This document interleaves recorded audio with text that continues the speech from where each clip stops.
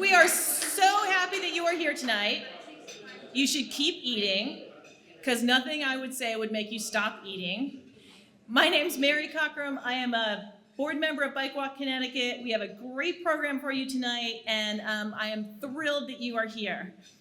Our silent auction will close in a few minutes because it seems really bad form to have the silent auction going while our fabulous speakers are speaking. So you have until our speakers walk up here to make your last bids on the silent auction, and I encourage you to spend lots of money over there. One of the great things about an event like this is the networking and the people you meet and the things you learn. And I learned just tonight that AAA will come and fetch you on your bike if you crash. I didn't know that. If you want to know more, find Jennifer over there in the flowered blouse, because she'd be happy to tell you more. To kick off the program this evening, Alan Puzarn, our co-chair, our co-president, will give you a quick update on what's been happening over the last year. Welcome to a great evening at a beautiful location. I happen to be an avid baseball fan, and just walking around, even an empty ball field, gets me all excited. It's just the best. Excuse my kind of raspy voice, but my wife, Wendy, and I relocated here from California about 2.5 years ago, and I've traded my California allergies for Connecticut allergies, and they're much worse here. And so I'm going to be hopefully get through this and just really excited about being here tonight. The organization does a strategic planning process every year, and last year we came up with a new vision and mission statement. And so our vision statement is to make Connecticut one of the safest states in the country for bicyclists and walkers. And the way we measure that is the League of American Bicyclists has a ranking system. They did it in 22, and December of 24, they're gonna re-rank everybody or announce the new rankings. And Connecticut was 20th in 22. Our neighbor, Massachusetts, was 1. So we have been working hard to get us up, probably not to 1 yet, but to move up in the process. And so the biking and walking advocates have worked really hard to improve our scores. This year, we did a collaboration with the Connecticut Department of Transportation, and we really believe that we have improved our rankings. And so in December, the league will announce its new ranking systems, and we are really hopeful that we have moved up from 20, and that'll be announced in December. As far as our mission statement, our organization is here to promote the development of safe and connected biking and walking infrastructure and provide bike safety education within Connecticut. And thanks to a strong local advocacy and statewide collaboration, Connecticut has made significant progress with many projects that are under development, and we're very proud of some that have already opened this year and many that are on the way. And then underneath our mission and vision is what we call our organizational pillars. And the first one is legislation. And 2024 was not a big year. It was a short session, and there wasn't really a whole lot of legislation being promoted. But what I can comment on is that in keeping with the implementation of Vision Zero Council, the Connecticut Department of Transportation did some reviews of a couple different ways that we can improve our safety. One of them is called Idaho Stop, and it kind of says for cyclists, you can look at a stop sign as kind of a yield sign, and look of a signal as kind of a stop sign. And so in that way, they can be carefully keep traffic moving, keep bicycle flow going forward.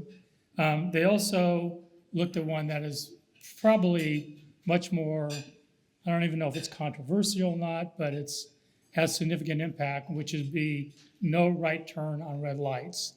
Today, as you know, some streets you can, some streets you can't, and they are looking at reviewing the feasibility of having no right turn on red lights.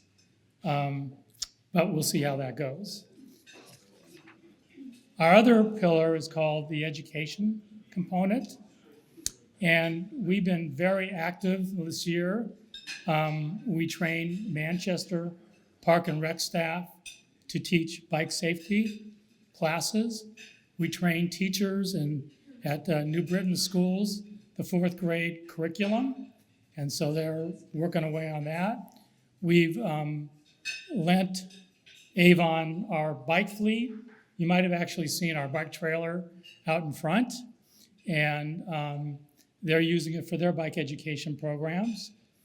And the bike education program is something that I find really a commitment.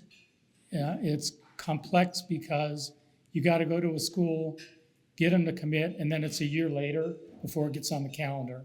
So we're working away with different school districts to see how we can promote that program. It's very exciting. There are actually, when we get the kids in the classes, some of them have never ridden a bike before.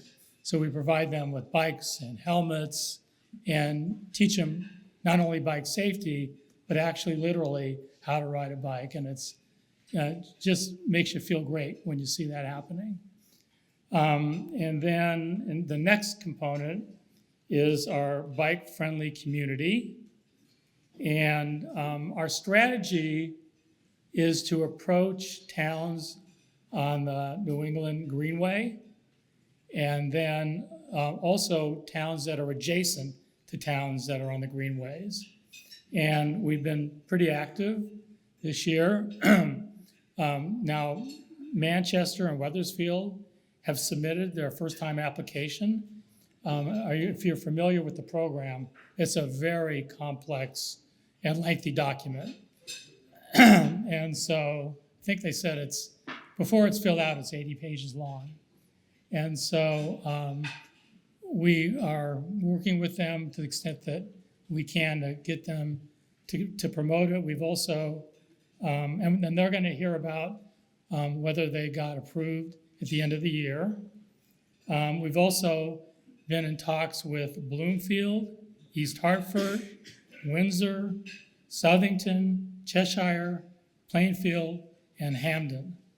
And some of them will want to do it. Some of them will look at the application and go, I don't know if we can. But it's really quite an achievement when you get there. In terms of events this year, we had our fabulous Travelers-sponsored Hartford Ride and the beautiful Falls Village Ride. And we invite you to participate in our future rides. And of course, our end of the year event, happening a little earlier this year, is our annual dinner. And great place. I hope everybody's really having a good time.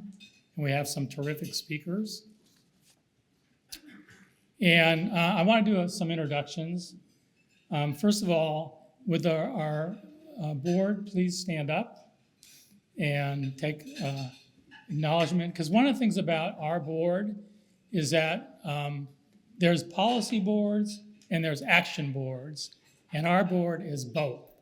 And so we not only decide what we want to do, we actually go out and do it. And I find that very exciting. And I want to thank all of you for just doing a wonderful job.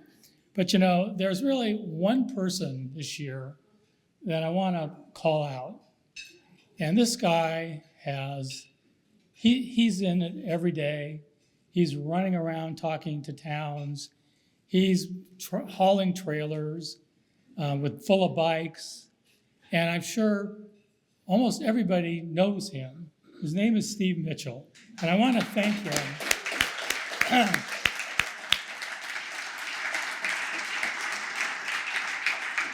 For his nonstop, tireless effort to move our organization forward. And Steve, really, thanks so much, and I enjoy our partnership. Fun, we're having fun. Yeah, that's right. One other initiative that we have this year is to create a advisory council. And we are having a little problem getting everybody together because these are very accomplished, busy people. But Matt Hart, the executive director of the Capital Region Council of Governments, is on it.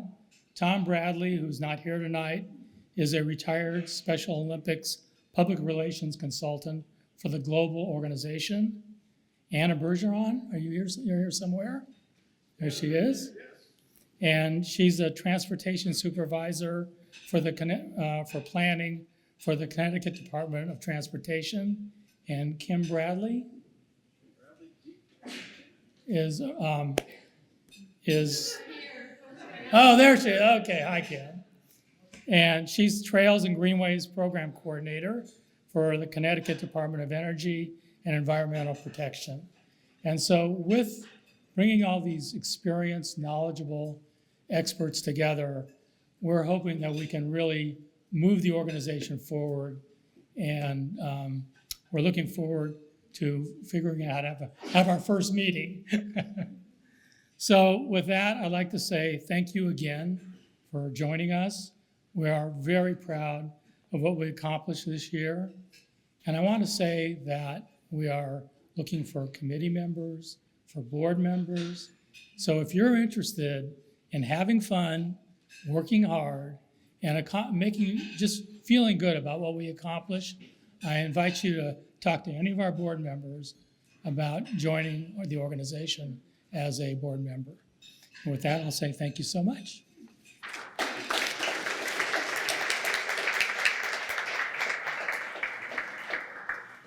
Thanks, Alan, and I would like to indicate that the silent auction is officially closed. It's too late. It looks like there may be some t-shirts over there if you want to pick up one of those, though, before the end of the night. And to introduce our keynote speaker is the one and only Steve Mitchell.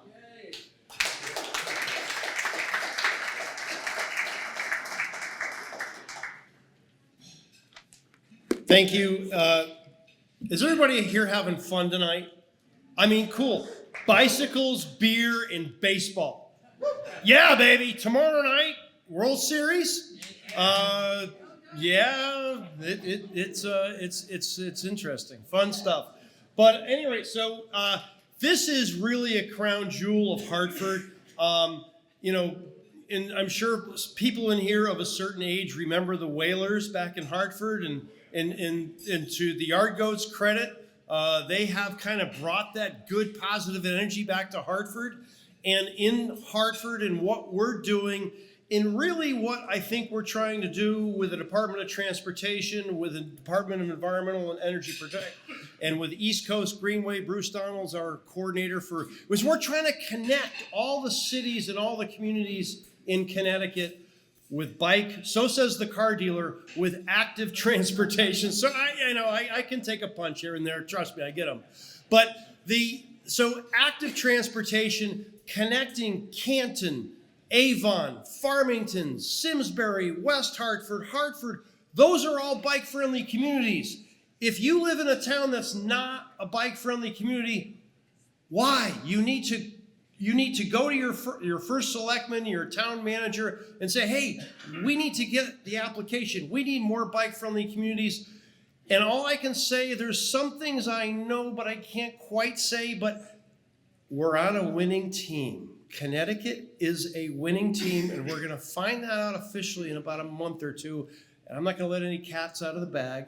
But any rate, so Commissioner, thank you for what you guys are doing at the DOT. Kim, thank you for what you're doing at DEP. Bruce Donald with the East Coast Greenway. And if anybody in this room has ever done Ride the State, Next year, it's going to be a little different. Next year, it's going to be Ride the State. However, it's going to be from the boathouse to the State House. And we'll get into that a little bit more because the section in New Haven is finished. And so we're going to ride from the boathouse, which is where the Farmington Canal Heritage Trail is going to begin, all the way up the East Coast Greenway through Simsbury and winding back through Bloomfield into Hartford. And we're going to finish at the old State House. And our new partners is CT Rail. And the people will be, instead of taking a bus back, we're going to take CT Rail. How cool is that going to be? A bike ride, a train ride back to New Haven. That's next year. That's something to look forward to. And there's one other mention I want to do, so I'm a little off script, but Cal Gokins, please stand up, Cal. This young man is Avon High School. You're a junior? Yes. And he just came back from England, and he just won the John Locke Institute. Shout out exactly what it was. It was a global essay competition sponsored by the John Locke Institute of England, and my prompts as to why do civilizations collapse and far civilization, Western civilization, is headed towards it. And I'll tell you what, I think if we hear the rhymes of history, I think we're never too late, and we are right on the right path. And he has been creating the right path. You are the creator and the founder of the last Green Valley, correct? No, the Green Valley Volunteers. The Green Valley Volunteers. Okay, it's one of those Green Valley things. Okay, good. But thank you. Have a seat and just a round of applause. This young man in Avon is promoting Lovely Street and a bike-friendly community for Avon. And Avon has made some strides.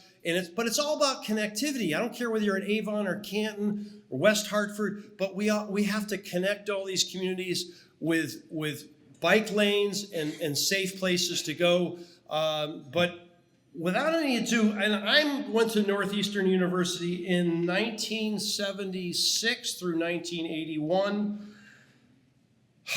And I guess I'm lucky to be alive because Boston was once the worst city in the world to ride a bike.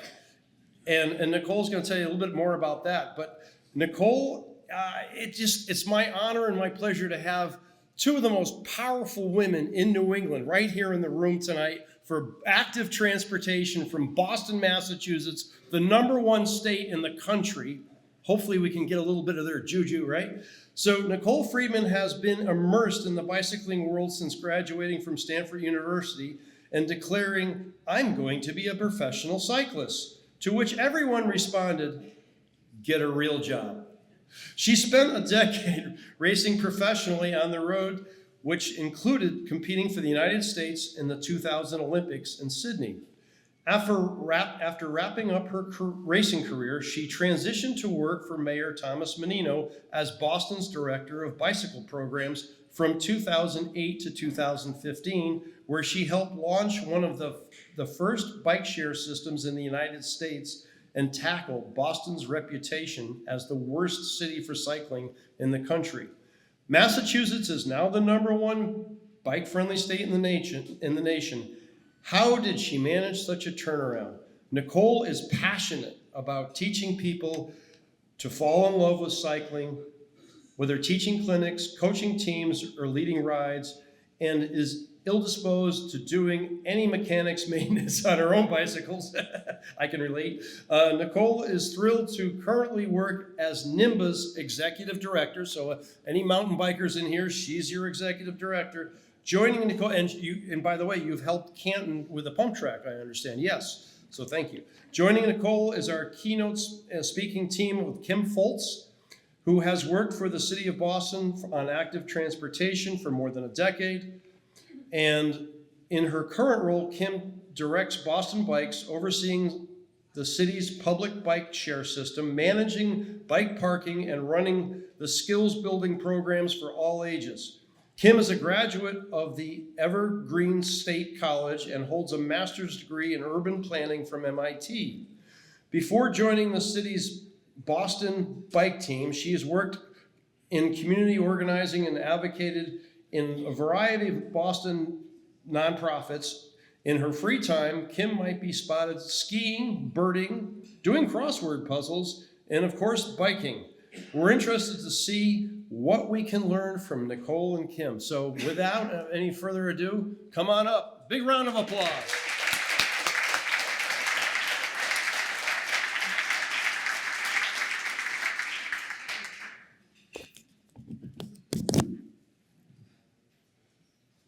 This is the clicker thing. Ah, okay. Oh. Those are Kim's. I think it might hold together in one kind of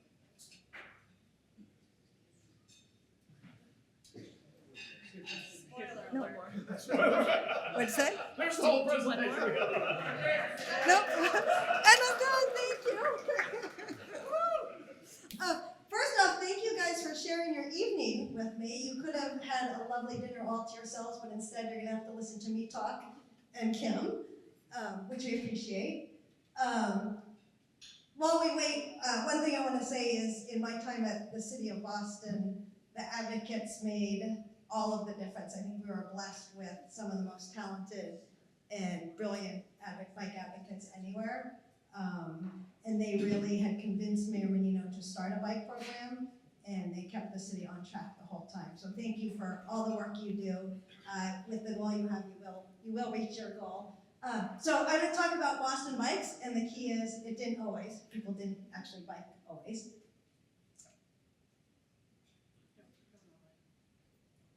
Oh, it's going backwards. How interesting. Okay, so I'll just do a 2-second introduction. I did graduate college and decided to be a professional bike racer. I did that for 13 years, and after 13 years of traveling 200 days a year, staying at 1-star motels, I decided it was time for something else. And the thing is, when you spend 13 years as a bike racer and you're done, it's like, all I could think is, what do I do now? And I looked through the want ads at the time, or the help wanted, because that's all there was, and the only jobs I felt qualified for would say costume provided. But I was in the right place at the right time. Mayor Menino of the City of Boston was just starting a bike program. And on September 7th, 2007, Mayor Menino had a press announcement, and he declared, "We are going to transform Boston into a world-class bicycling city." And he pointed to me, he had appointed me Director of Bicycle Programs, and he said, "Nicole, make that happen." So the thing is, at the time, we were not just the worst cycling city in the country, we had been 3 times rated worst cycling city in the country by Bicycling Magazine. And we had an international award. They gave us the award early because we were so far in the lead for being the worst cycling city in the world. And I always say, I think we deserved it. At the time, back in 2007, we had 180 feet of bike lane. It was right in front of Northeastern. And you can see up there, it starts and here it ends. So that was our starting point. So I realized quickly the job was to change culture. In Boston at the time, people drove and they sat in traffic. Some people also took the T, a few people walked, but at the end of the day, we were a driving culture and a driving city. So one of the first things we did is, 3 months into the job, we had a Boston Bike Summit, and we brought in leaders from all over the country, and we brought together all of the advocates, all of the city officials, all of the state officials, and all of the consultants. And we talked about what do we need to do to make Boston a world-class bicycling city. Andy Clark, and I love him to death, he was the executive director of League of American Bicyclists. He was leading the summit. And I think I credit him for teaching me most of what I do. At the end, I said, "Andy, I'm inspired. We are going to be a League of American Bicyclists, bicycle-friendly city in 3 years." And he looked at me, he's like, Okay, so then I came up with some philosophies. And the first philosophy I had was just start already. We had advocates that had been advocating, no joke, 27 years. And 27 years, nothing happened, nothing at all. So anything was better, and there were so many low-hanging fruit. We could just pick them off the tree. It did not matter, just start. And then number 2 was the plagiarism. Here I quote myself. If I never have a original idea, we can be wildly successful. But the point was, so many cities, in fact, every city had already done it. We could just learn from what they did and copy what they did. We didn't have to be creative. So we set up our bike program along the 5 E's, and these are pretty standard. At the time, they were so novel to me. And I'm going to try this without looking. I will never get it right. Education, enforcement, encouragement, evaluation. Oh, someone cheated. Engineering. I got it. Called it like that. I've never gotten them all 6, and if I do it again, I'll have a different 5. We set up our program along the 5 E's. That was standard. And then we tackle things one at a time. So I think the most important E is the engineering, the infrastructure element. And survey after survey, whether it's across the country or in Boston of cyclists, is the number 1 reason they don't bike is they don't feel safe. And they don't feel safe because of the cars. So giving them safe places to bike is the number 1 key. So we started putting in bike lanes. And the thing is, when I was hired in Boston, I was the only one that thought about bikes. And it was almost within the city government, it was almost hostile, people's attitudes towards bikes. So there I was, the mayor says get this done, there I am. And we've got the engineers and people reviewing the plans that really don't want this or don't understand. So we picked off the lowest hanging fruit and just said, let's just get something in. So we did painted bike lanes, we did shared lane markings. You would never put in shared lane markings as a treatment now.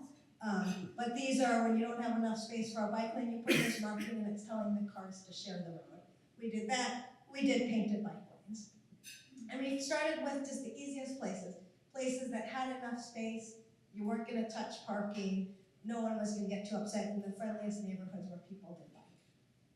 And anytime we could, we just nudged a little bit farther. So this was Beacon Street, and the thing with Beacon Street is we could put in a 7-foot bike lane. So we put in 7 feet. People were nervous, like, what if a car goes in it because it's so wide? And we're thinking, hey, this will be even more comfortable for cyclists. And in some parts, we even did a buffer. Nothing fancy, but just pushing the envelope quite a bit. Once we did that, we started putting bike lanes in the downtown area. And again, at first people were like, will this work in downtown? We've got trucks, how's this gonna work? And it worked. We put in a bike lane in downtown. We came back and we started doing some of the more complicated intersections. And at the time, green highlights or green thermoplastic was a big deal. So we put that, and those are very expensive. They would take the price and they could make $100,000 a mile. But we got those in, and it was just really highlighting, hey, a cyclist is going to be here. We worked up to bicycle boxes and treatments that will help people turn. And again, in the beginning, I was like, we can't do that.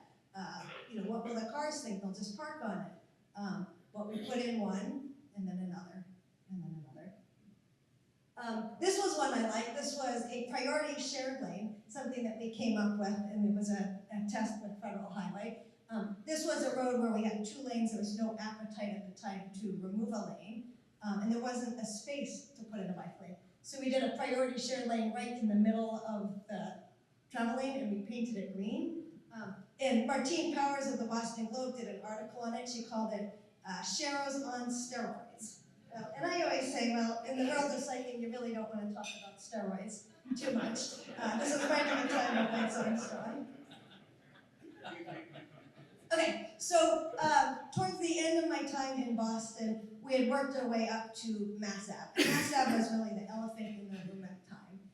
Right in the heart of Boston, it was the road that the surface road that had the most traffic and the most cars per day that went on it. It also had 4 of the top 10 crash locations for cyclists in the city.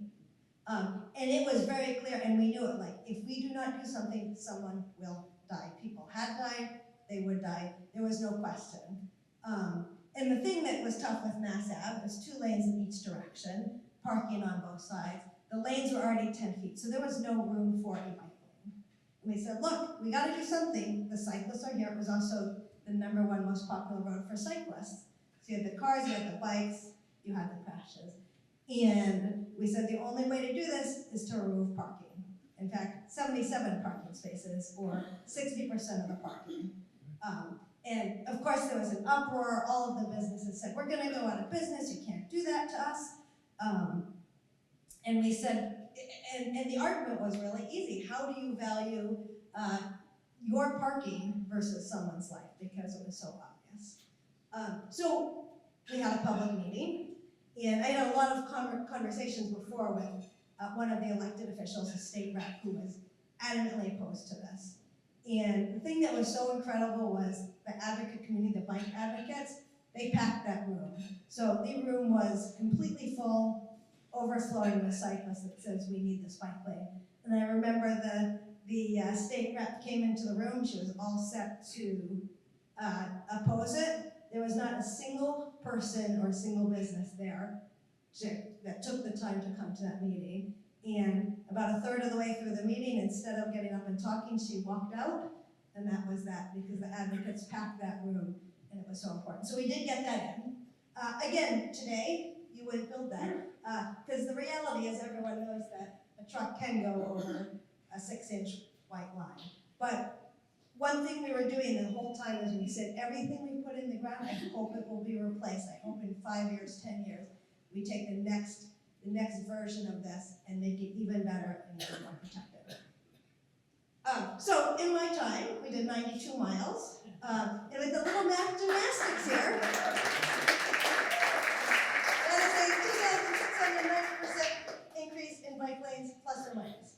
Okay, so we had other E's and we had more infrastructure. We did bike racks. You can do a lot with bike racks. So we did standard bike racks. I think we did about 1,500 bike racks in my time there. We started working on-street bike parking. And I knew that towards the end of my time that we were really making progress when the Arts and Special Events Department decided they wanted to commission a bike rack. And when I started, they were not funded. So they worked with one of the local nonprofits for arts, and they commissioned a bike rack. And they were so proud of this bike rack. And I'm looking at this bike rack, and I'm thinking, where do you park to on the B? It's going to scratch the bike. You can't park to the S, you're going to get your bike stolen. But they loved it. And I said, great.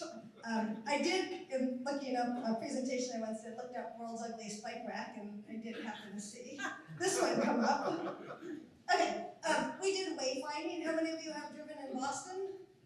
How many of you managed to find where you were going in Boston?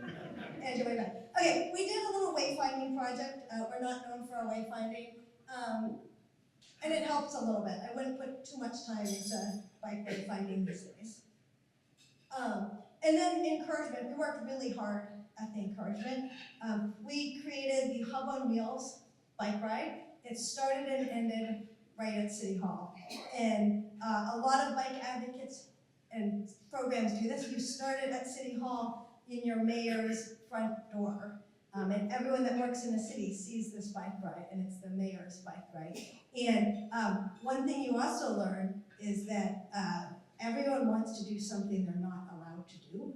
So we shut down the biggest boulevard in the city, Sturrow Drive. That's the one that's right along the river, and people came. So we got up to 5,000 people coming out to ride. And then we took it another step. We decided to bring the first ever bike race to Boston, a professional bike race to Boston in about 20 years.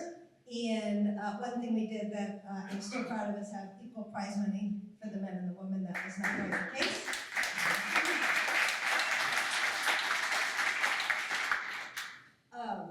And it brought a real energy and excitement that that sort of worked with the ride. It was also a huge pain in the neck to put on. Okay, what else did we do? We spent a lot of time on community programs and education. We started a program called the Youth Cycling Program, and we were working as part of this program with 5,000 kids a year in the Boston public schools. And one thing Kim hates that I say all the time, and Kim was a big part of the success of the program, was we were the city. And in Boston, there are dozens and dozens and hundreds of nonprofits. We didn't want to duplicate the work. And we said, if we do a program for youth cycling, if we do these programs and get into that, we need to take it to scale because we're the city. So we want a program that could scale up and work with, as it turns out, 5,000 kids a year, but also have quality. So we would be in a school for 2 weeks at a time, and we would see almost all the kids in the school, and each kid would come through the program for about 4 sessions, and it was all on a bike. We also had a program called Roll It Forward, where we're collecting, refurbishing, and donating bikes in the city, and we grew that to about 1,000 bikes. Enforcement, that is the toughest E, and I don't think we ever cracked the nut of enforcement. This picture is actually not taken in Boston. It was taken in Hartford. Okay, so let's talk about bike share.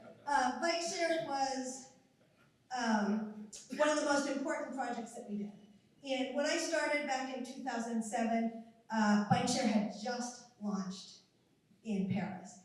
And I think it opened people's eyes. So Paris launched as big as they could go. They started with 10,000 bikes, 1,000 stations, and it transformed the city. And what you saw in Paris, Paris was just like Boston in many ways. People drove, there was traffic, they did walk, they did public transportation, but nobody was biking. The people came in once a year for the Tour de France, but nobody was biking to get around. And they put out these 10,000 bikes as part of bike share, and what they found was everyone was biking. They had about 1 million trips, I think, in just a few months. And what they found was these weren't cyclists. These were just everyday people that were trying to get to where they wanted to go. And the thing that works with bike share is it is the fastest way to your destination, the most convenient, and in big cities, it's also the cheapest. So it's everything that gets people where they want to go. So we took notice, and we said we want to launch a bike share system. And I like to always tell the history of bike share, because many people don't know, but it actually started in the 70s. There were a bunch of hippies in Portland that said, let's share our bicycles and everyone's gonna bike. And they painted a bunch of bikes yellow, and they put them out on the street, and they all disappeared in about 3 days. So then Amsterdam came around, and Amsterdam said, those dumb Americans, we know how to do this better. So you had to put a coin in to get your bike in Amsterdam. And so people put the coin in and they flipped them in the canal because they didn't really care. So all those bikes disappeared too. And so the bike share systems you see today do a few things really well. And not much has changed since the days I was there with the bike share. But the biggest difference were these were solar, modular, mobile. Solar is important because if you work with public works, there was never a chance of getting this off the ground in the last century if you had to be digging into the ground and trenching to get to power. Modular works because you can add stations and add bikes, remove them, you can have them in different shapes. And mobile works in cities with winter. In the beginning, a lot of cities would remove them. Okay, so we did launch our bike share system. It was in July 2011. We were actually one of the first cities ever to launch bike share in the United States. We beat New York, which they could not stand that we beat them. And as Kim will tell you, it has been a tremendous success and transformative. So at the end of the day, we did move way up the rankings. This is the bike score, as in the bike score, walk score. We were rated 5th in the mid-2000s. I actually saw our ranking as high as 2nd, but that one was alphabetical. And we did become a bicycle-friendly city in 3 years. So 2011, 3 years after I started, we became a bicycle-friendly city. One thing we didn't do, right when I was leaving, there was a transition, and I love the transition into protected bike lanes, where a bike lane is no longer just separated by a 4 or 6 inch white line. That is the next frontier. It is a hard frontier. You're about to hear much more about that. With all that said, even though the biggest E is engineering, I always say if I could have done anything in my time at Boston, I would never have put in a single bike lane. I would have charged an arm and a leg for gas, removed all the parking, and everyone would be biking. So anyway, thank you.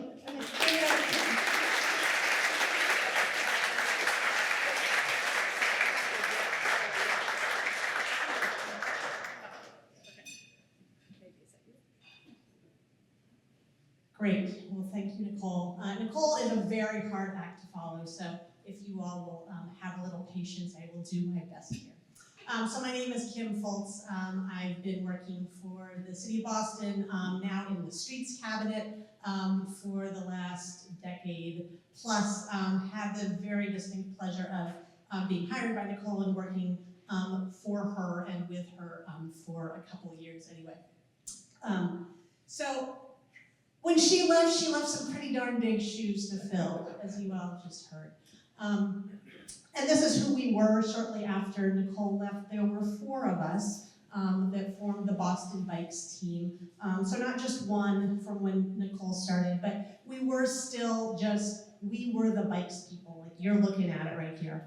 And a lot of what Nicole talked about, the institutionalizing change and sort of bringing bikes beyond this little tiny team, it really hadn't happened yet.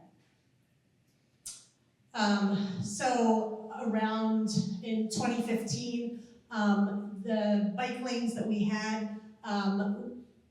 we'd done a pretty phenomenal job of going from 0 to 60 and getting that low-hanging fruit, building a network, but it was almost entirely paint on the ground.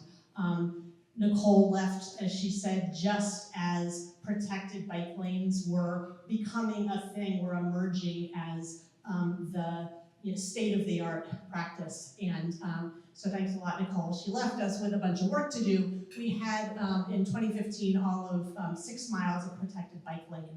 And we had this really phenomenal bike network plan that had been done several years before that I think called for 150 miles or something like that of protected bike lanes, but we basically had not yet started on this. And so we had this very lots of gaping holes in our network of comfortable places for people to bike. Sorry that these slides are running off the top, but here's where we are more or less today. This map doesn't look super dramatic. The green is basically the protected bike lanes that we have. So we've come a really long ways, but we still have a lot to do. A lot to do, especially in connecting up, making the links between our existing comfortable places to bike. We've done a whole bunch of work in the downtown area, and then on some of the key corridors. Mass Ave was a very major corridor that Nicole mentioned. We now do have protected bike lane on almost all of Mass Ave, and it was a major undertaking and achievement when it finally got completed last year. These projects on the right are some of the ones that are in the works. But beyond just the bike infrastructure growth, we really have what I think of as the best bike share system in the country.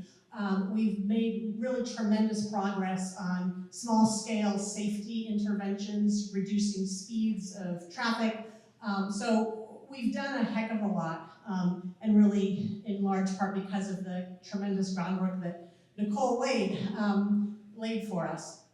So Steve asked me to share a little bit of what's the special sauce in Boston? How did we do this? How do we make this possible? Well, I'm here to tell you.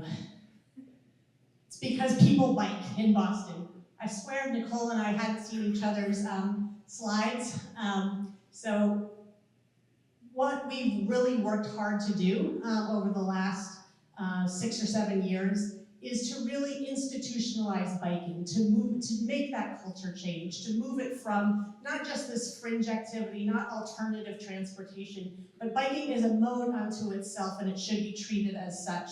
And to really move it beyond just this little team of Boston Bikes. Within City Hall, it's now the way that we approach biking is just absolutely unrecognizable from how it was back when Mayor Menino first got religion around bikes and hired Nicole.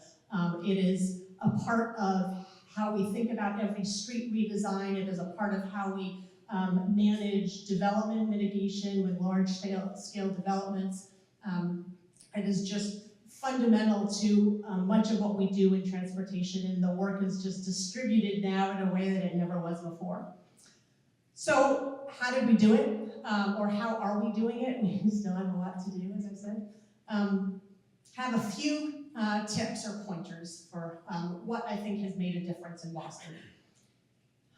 So first of all, make bold plans. Be willing to be visionary, to think beyond what seems possible to what we really need to do.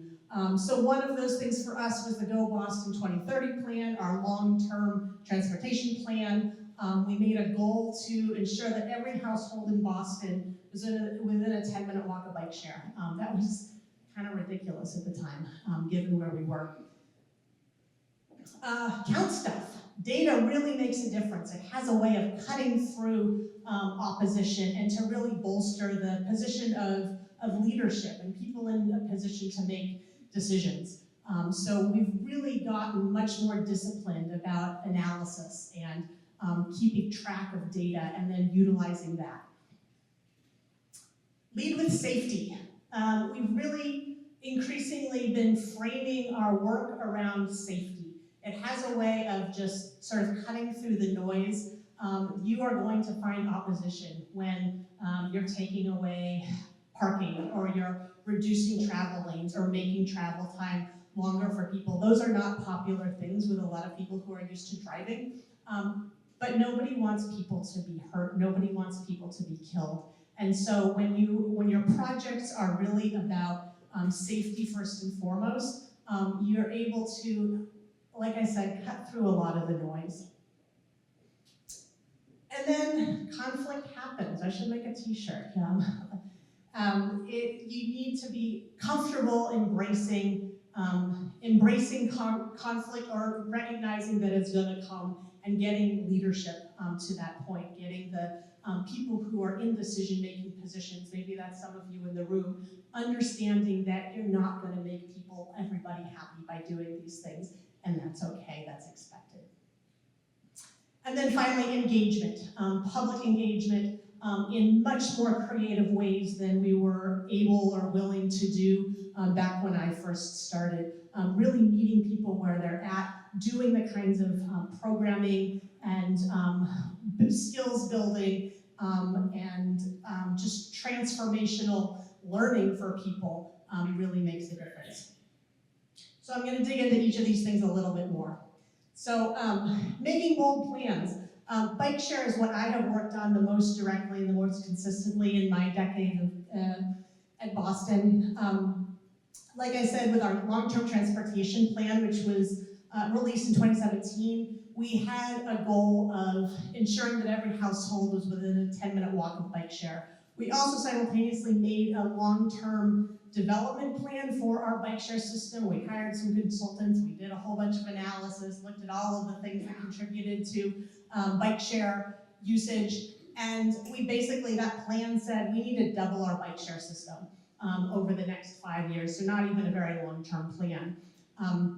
Again, it seemed kind of nuts, like we had, up to that point, we very proudly would say there has been no municipal money put into bike share. It had all been launched and made possible because of tremendous work to bring together sponsorship dollars and title sponsors, and we had not had to invest city money in our public bike share system. It would not have been possible when it was first launching.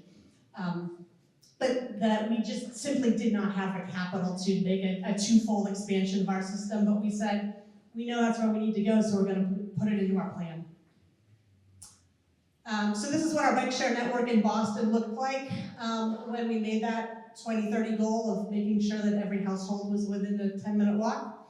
We had 131 stations in 2017. You can see that the entire southern half of the city was basically, we hadn't gotten there yet. So we think about bike share as public transportation. It was a pretty crappy public transportation system that was leaving out half of our city. Here's where we are today. We are in every single neighborhood of the city of Boston. 91%, and probably a little higher than that even, are within a 10-minute walk. So we haven't quite gotten to that 100% goal, but we are really darn close. We have 275 stations. That's as of yesterday. The most recent station went in yesterday. And system-wide, there's 13 municipalities that are a part of this system.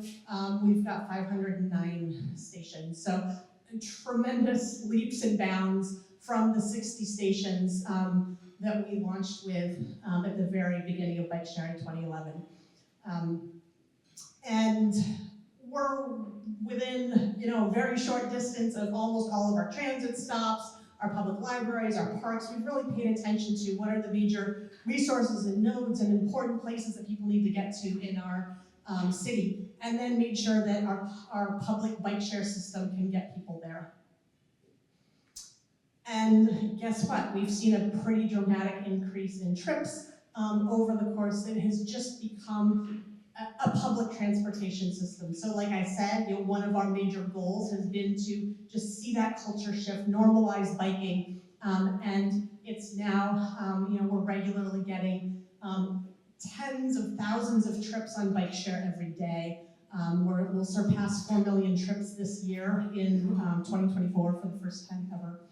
It has become a really important mode of getting around the city of Boston. And we're still growing. Just a couple of years ago, Mayor Wu, relatively new mayor, announced a major expansion of our public bike share system, adding 100 new stations this year and next year in the city of Boston. And this is funded by city capital. So we have moved so far from the days where we're proud that we had never had to invest public money into our bike share system, to today where we are so proud of this, and not just proud of it, but recognize the value in this transportation system, that we understand we as a city need to invest public money to ensure that it stays here for the long term, that it really meets the needs of our system. We're also investing in reducing the costs for our residents. So city money is going to ensure that there are discounted passes available to Boston residents. We're one of the first cities to do this, not the only one. And that's it on bike share. So counting stuff, again, really critical for us. So shifting gears a little bit, we launched a new program in 2017. So this is really aimed at how do we make our local streets, the streets where people live in our city, how do we keep them safe? And we launched this neighborhood slow streets program. It's really a zone-based traffic calming. So using things like speed humps and raised crosswalks and things like that. We were applying objective criteria to select zones that we would apply these treatments. And what happened? A whole bunch of hysteria. This is actually in Somerville, where people painted these when they put in one of these like monster teeth on the speed hump. We had people who were just so angry that this was happening on their street. And there was a woman in Rosendale who threatened to come out with her sound meter and make recordings of people going over the speed hump. And we're like, it's a speed hump. But at the same time, we had people who were angry that it wasn't happening in their neighborhood. When am I going to get chosen? So it was like we couldn't win either way that we tried it. So progress kind of slowed to a halt. In 2023, following a report by Walk Massachusetts that showed a pretty dramatic increase in pedestrian fatalities statewide, Mayor Wu said, we need to rethink this program, and we need to make sure that we're not just doing it on a handful of select streets, but we're doing it everywhere. And so we really dug into the analysis and said, all right, let's look at every single street, every single local street, so non-arterials in Boston, and let's figure out which ones are appropriate for speed humps. So classified literally every single local street in Boston, and then said, all right, we're gonna install 500 a year, and we're gonna keep going until we've done the entire city. So we no longer have this situation where neighbors were kind of fighting with each other. Should speed humps happen? Should they not? We're putting them in every single situation where it's appropriate, and we're gonna be selecting different regions of the city as as we're able to, and at a pretty accelerated pace.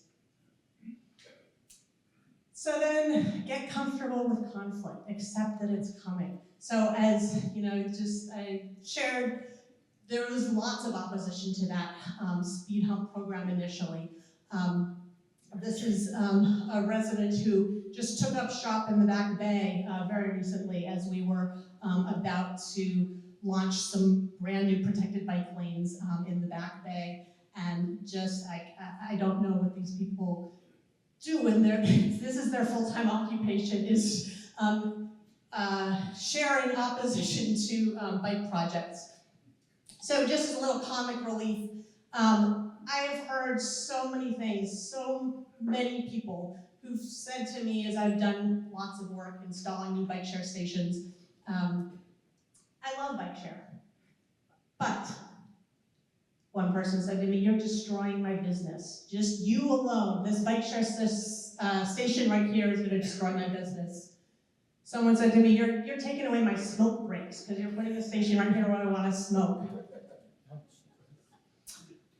You're putting children in harm's way. This was a bike share station that we put in front of a park, and the resident felt like we were gonna threaten the children with these bikes. I don't really know.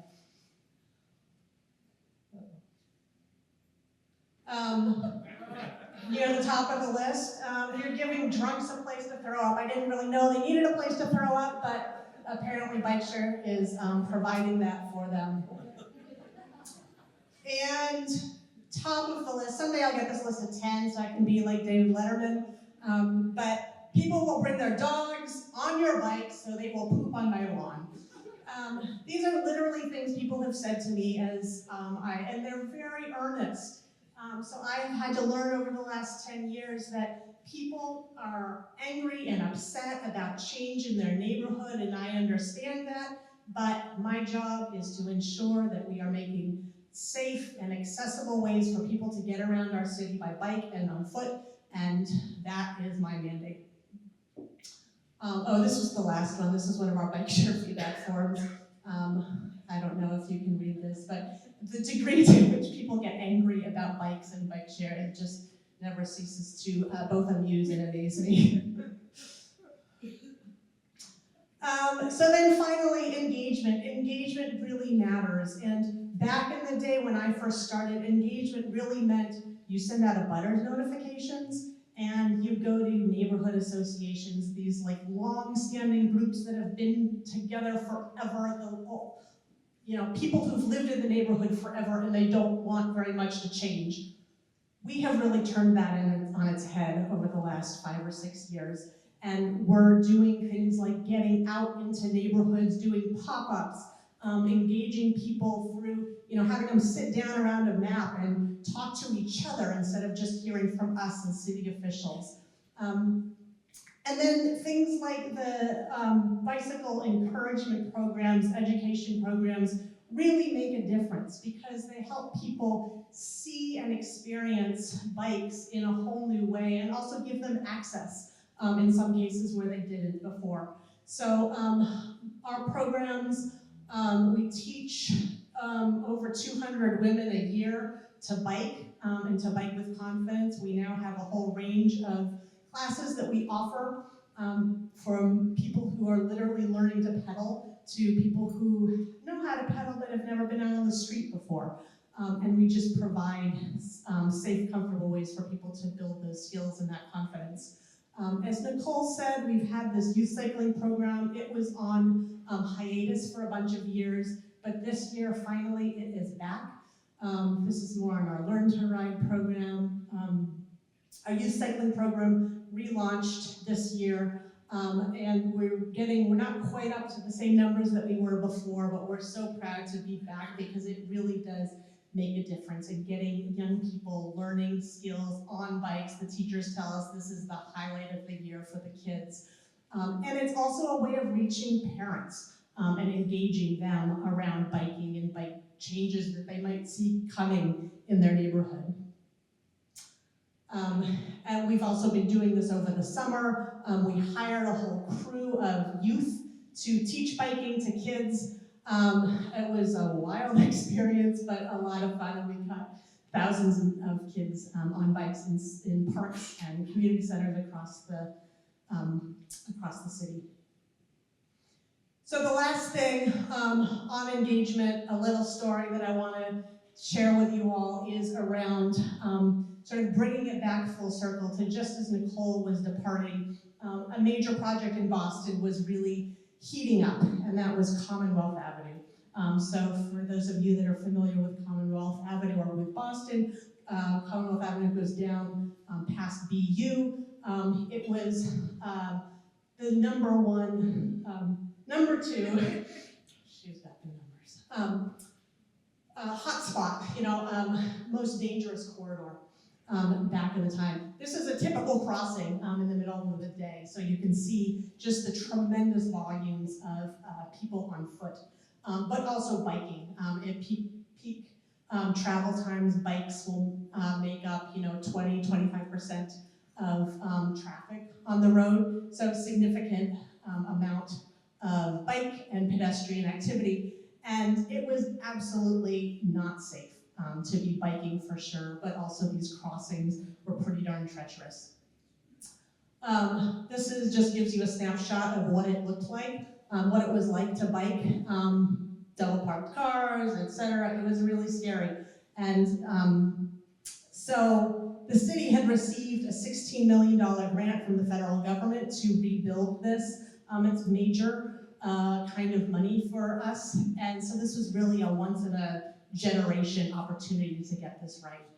And we had dug in our heels, we, the city, our leadership, to say, we're gonna expand the travel lanes, we're gonna narrow the sidewalk, and we're gonna leave bike infrastructure kind of how it is, because we gotta keep the cars moving, and had just really dug in. So we were like this close to losing this opportunity.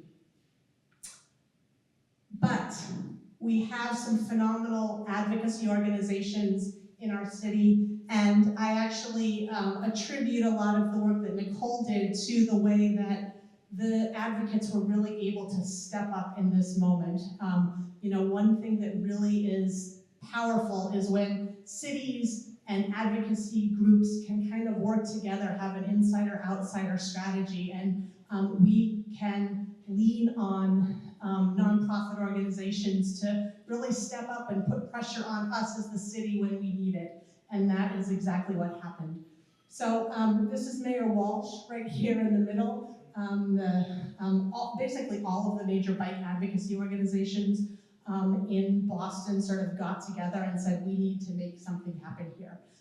So they got thousands of petitions, they were walking the streets, sort of gathering people's feedback, and then eventually they got a bike ride with Mayor Walsh, and then also our Deputy Commissioner for our Interim Transportation Commissioner at the time, Jim Galooly, and got them out. It was the middle of the winter, it was a really, really cold day, and we took them out on a bike on Come Out, and it was a transformational experience. It really was, because even though we had a police escort stopping the traffic at each of the intersections, it still was like, wow, this is scary. I can't believe people do this every day.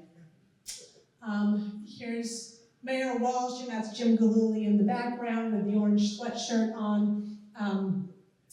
He doesn't look quite as good as Nicole does on a bike there. I love his helmet teetering off the top. Anyway, it was quite a bike ride, and I think it is ultimately what made the difference. And within a couple weeks, the city did a 180-degree turn and said, all right, we need protected bike lanes on this street. And basically literally went back to the drawing board and reshaped the whole project. So today, this is what ComAv looks like.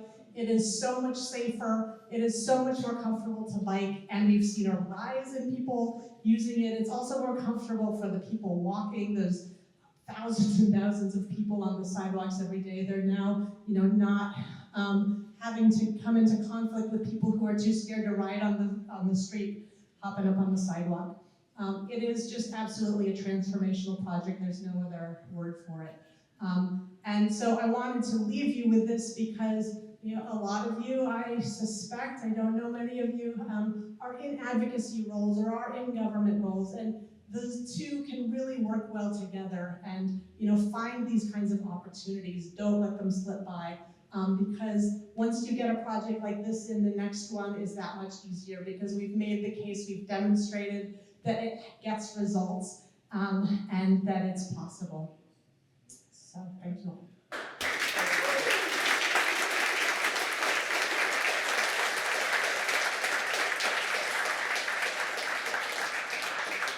Awesome. Yeah. We have time for probably 3 or 4 questions for these two, and we have a couple of mics. Well, we have a mic that Liz will, or I'll just give this mic to you. What is in place to maintain the bike share bikes?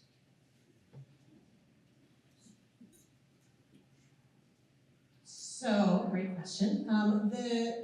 All of the bike share system, the equipment is publicly owned, so each municipality, there's 13 of us that are in the Blue Bike system. Each one of us owns our own stations and bikes.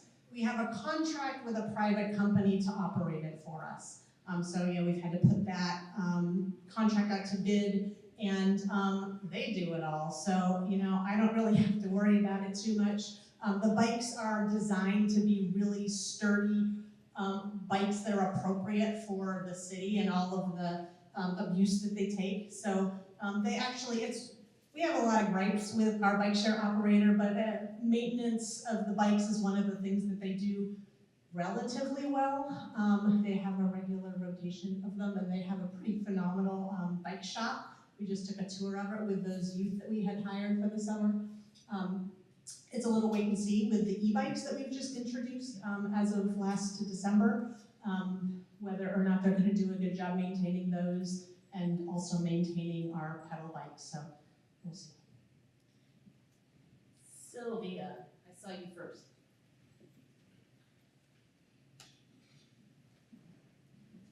Thank you to you both. You really give me hope, so I appreciate your talks. Speed bumps. I'm just curious, how did you get through the winter with speed bumps? The counterpoints I get is the snowplows can't do with it, and they'll fall apart and blah blah blah blah. So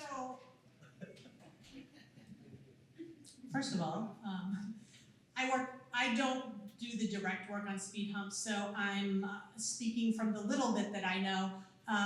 They are speed humps, not speed bumps, and that was originally we were going for speed bumps. So speed bumps are much more, sort of abrupt, and this is a more gentle thing. So they are supposedly able to work just fine, not be an obstacle for snowplows or emergency vehicles. That was the other major concern that we heard was, the emergency vehicles aren't going to be able to get through.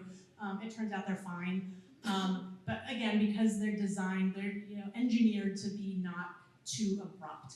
Now, it hasn't snowed since we started doing this surge. It hasn't snowed for a couple years since we first launched keeping bike share stations on street for the winter, so that pilot's going really well. So we'll see. There probably will be a few bumps along the road as it works. Okay. A question I did have is, so many of my community members in many of the towns have been asking, right, with our project on Route 177 Lovely Street and future, bike lanes that we'll be putting on, what do we do and what do you all do to make sure that the bike lanes are properly maintained, especially in the winter, in terms of snow clearing and to keep it accessible as a proper mode of transport akin to the car.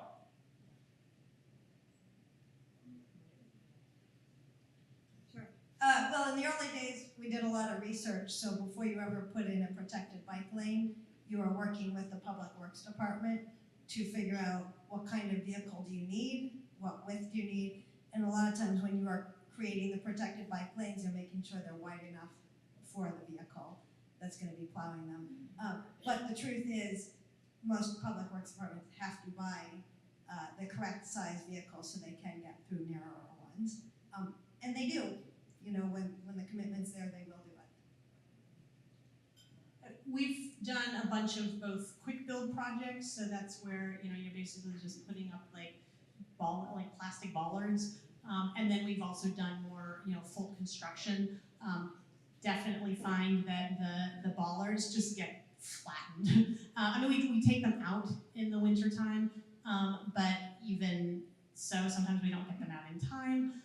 Sometimes we don't put them back for months on end. Like the quick build projects are limited in that way, and we do find they just get flattened before very much time by trucks or ambulances or whatever. So, you know, keep that in mind. Make sure you've got some kind of a maintenance budget if you're doing that sort of quick build thing.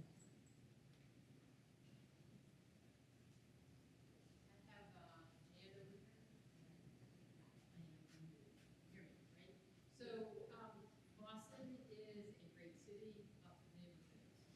The majority of people sitting here are from the towns in the Farmington Valley, Hartford area. And we all work with our own municipalities to work with the towns and the engineers there. We have the Department of Transportation trying to do studies. How can we efficiently serve each other's communities so we're not all duplicating our efforts? So that was, how can small towns efficiently coordinate so that we're not duplicating efforts?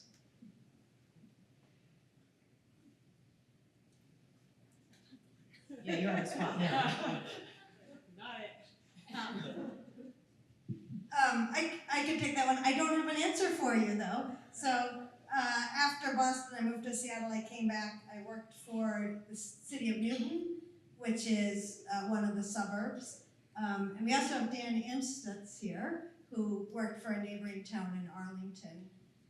When you're talking about putting in bike infrastructure like bike lanes and protected lanes, it's all local, and there's not much the town over can do for your town.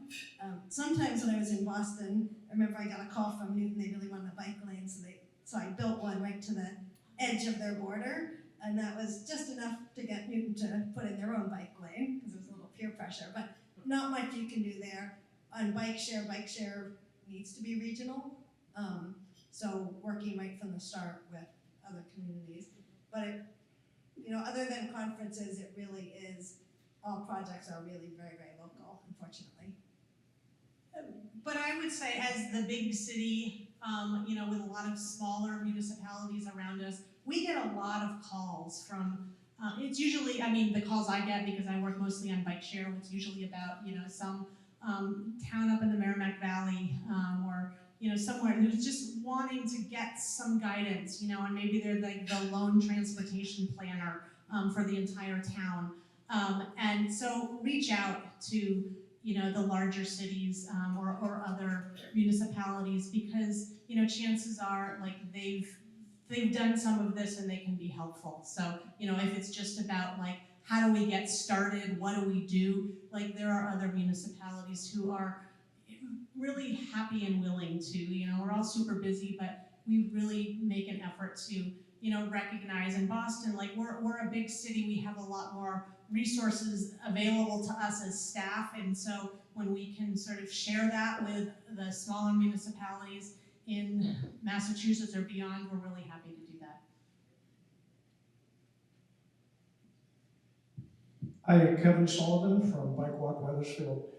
Thank you for the presentation and congratulations on the great work that you have been and still do. What you've been doing is self-evidently wonderful to all of us. What's the message that you give, like in a sentence, to the general public as to why this wonderful stuff is needed? I've lately been saying something like, people prefer to live where it's bikeable and walkable, even if you don't bike or walk. And that seems to be, yeah, they can go along with that. I don't need to be one of you darn bicyclists or walkers, but yeah, I prefer not to live where people are going 50 miles an hour down the street. What kind of message do you try to convey to the general public? I'm sure Nicole has thoughts on this. I would say we like to provide mobility options and give people access to the most fun, affordable, convenient way of getting around the city and make people feel safe doing that. So those things, I mean, I always, when talking about bike share, I always say it's fun and convenient and it's affordable. And those three things together, like you can't say that about driving. I mean, I have a car, I drove here today. I would have much rather biked here today, but it's a little too far. So those things, I think. And our final question. Thanks again for coming down. Doug from New Haven. One thing we've always been very admiring about Boston from afar is how you're set up for success in the city. Can you talk, the two of you, about, I heard the streets cabinet and they're used at the Department of Transportation, how the city is thinking about its right-of-way governance internally in order to deliver those projects for Mayor Wu?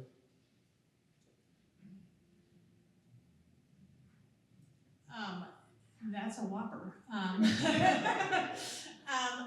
will say, this isn't really an answer to your question, but it really was not always so. And really, it is hard to overstate how much we were just this these weirdos who cared about bikes, who sat up in this little room up in the top floor of City Hall and barely interacted. I mean, we interacted with people, but we weren't a part of any department. We weren't, nobody sort of claimed us as their own.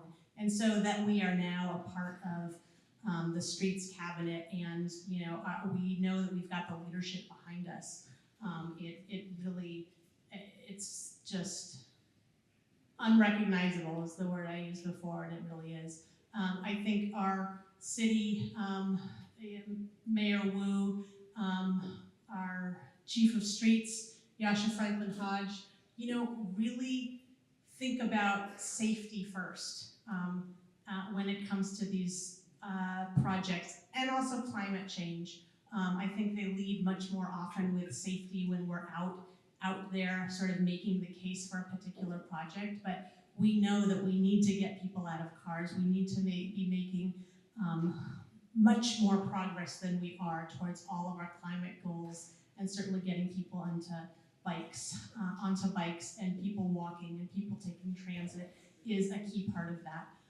So I think when we're thinking about our decision making and policies around curb management and how we manage our streets and our traffic, increasingly it is about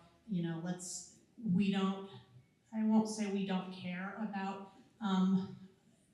congestion and how long and how inconvenient it is for people to drive, but it is much less the thing, and we're able and willing to think about alternatives and things that really sort of, as Nicole said, push the envelope and take more and more space away from people driving so that we make it possible for people to walk and bike.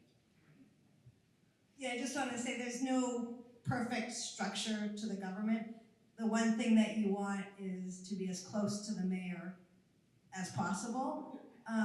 But with that said, I think the whole key is at every point you're just taking whatever step you can forward. And I remember right in the beginning thinking success breeds success.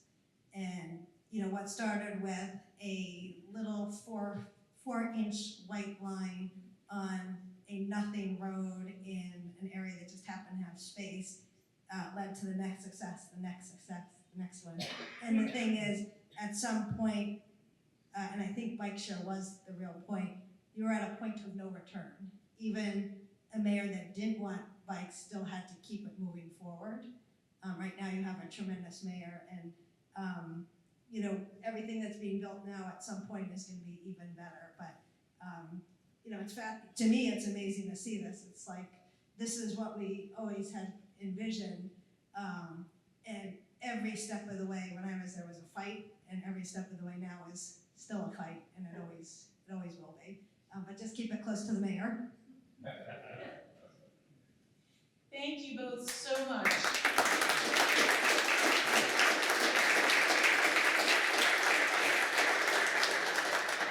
We are totally inspired. Bike Walk Connecticut often does awards at these annual dinners, and this year we have awards for 5 amazing people who have made our state a better place.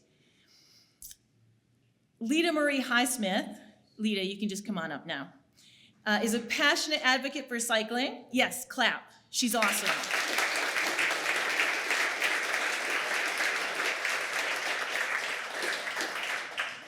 She shares her love of cycling by teaching bike safety and bike handling skills to both adults and children.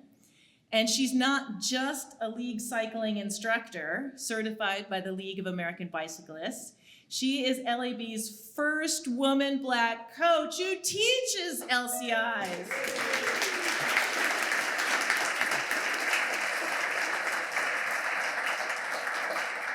And if you want to take an LCI course and you want to take it from the best, and by the best I mean Lita, April 4th through 6th in New Haven, she'll be teaching a class. You can sign up for it on the LAB website, bikeleague.org. Lita's a member of the New Haven Coalition for Active Transportation. She gives back in lots of ways. She was a vital part last year to our Connecticut delegation to the League's Bike Summit, and she met with our congressional delegation, and without her, our pitch to Johanna Hayes would not have been nearly as successful. So we're presenting Lita with a Bike Walk Connecticut Award for her work on bike safety and advocacy, and thank you.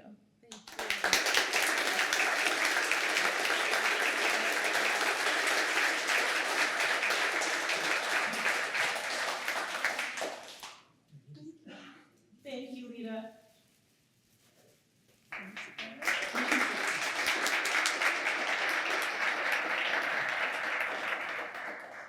Our next award goes to Doug House-Layton.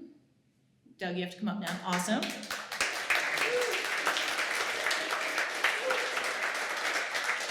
Doug is the chair of the New Haven Coalition for Active Transportation, whose mission is to promote walking, biking, and all active forms of transportation in a safe, healthy, and environmentally friendly way. He's super efficient.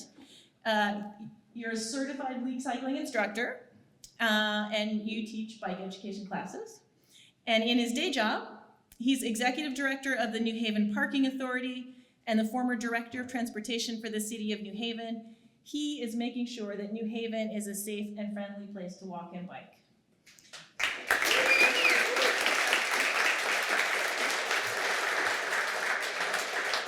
He's been elected, you thought I was done, I wasn't quite done. He's been elected twice to the New Haven Board of Alders, and in his present role, he's regional leader for complete streets, smart parking, mobile payment, active transportation, tactical urbanism, and sustainability. In the past decade, he's built some of Connecticut's first protected bike lanes, contraflow bike lanes, and more. Thank you for your trailblazing work.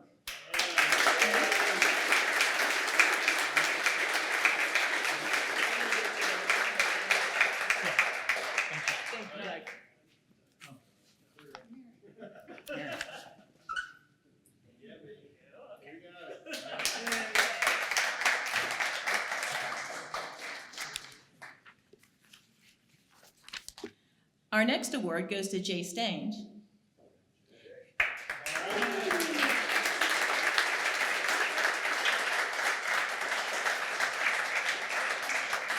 Jay hasn't been in Connecticut for a long time, but he's made big contributions to biking and transportation equity in Connecticut.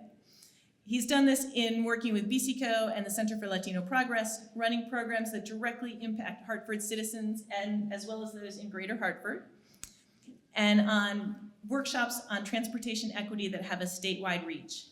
He is no stranger to the political process. He's seen at the legislature, testifying or talking to legislators about bills that could affect our community.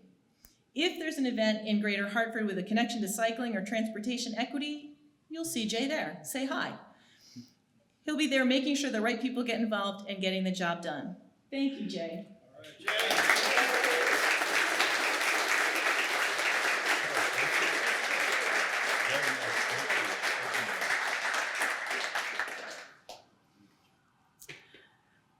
We're also here to recognize the outstanding efforts of the Miracle League in their commitment to the I Can Bike program, which has helped hundreds of kids with disabilities learn how to ride a typical two-wheel bicycle.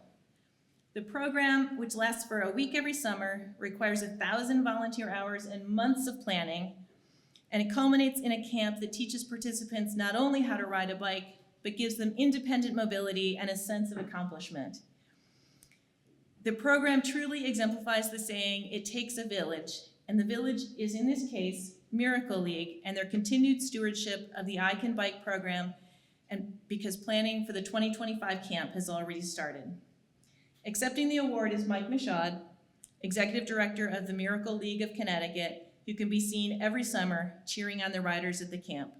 Let's applaud this fine organization, their past efforts and their future ones.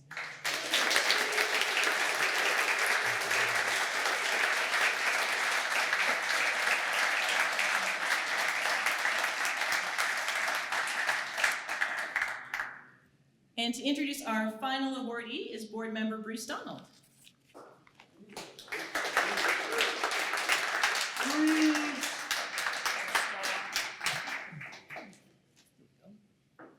Thank you. So a little bit of introduction. When we were talking about who to give awards to this year, I brought up the name of this gentleman, and there's a little bit of question in some voices about, well, why would you ask this guy? He builds roads mostly, doesn't he? So let me explain. Garrett Euclidito is the Commissioner of Connecticut DOT. Garrett, why don't you come up?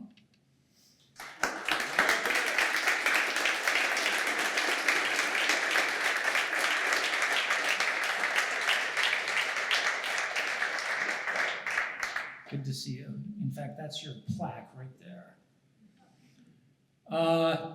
He oversees an agency tasked with the responsibility, by the way, this is totally off your website, of providing a safe and efficient intermodal transportation network that improves the quality of life for all. They have close to a $3 billion annual budget, over 3,300 employees, and just recently, Garrett was selected by his peers to serve as the president of the National American Association of State Highway and Transportation Officials. That's AASHTO to all you folks out there, which is a big deal for the state, in a lot of people's opinion. He's on the executive committee of the Transportation Research Board. He's also on the executive committee of the Northeast Corridor Commission, and he chairs Connecticut's Vision Zero Council. Okay, so once again, why would you give this guy an award? So I had to think about this, and I came up with a sentence. There's more stuff. I have more stuff than just a sentence. But the sentence is this. I think it really boils down to one thing, and again, it's likely selling you short a little bit, but I'm going to go with this. A willingness to think hard and rationally about alternative transportation in Connecticut.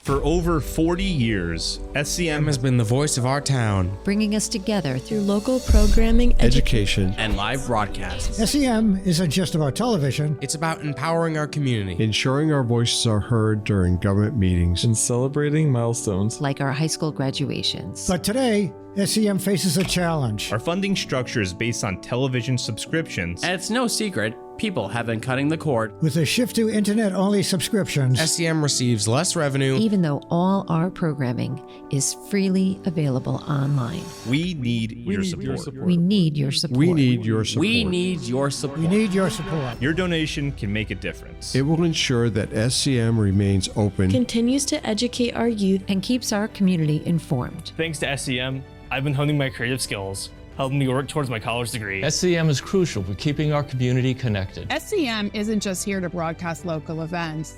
They're actually preserving Simsbury's history. Join us. Join us in preserving Simsbury's voice. Simsbury's voice. Together we can ensure that SCM continues to thrive for generations to come. Visit our website Or scan the QR code on your screen to make your donation. Every contribution counts. Thank you for supporting Simsbury Community Media, where your town, Your schools, and your government come together.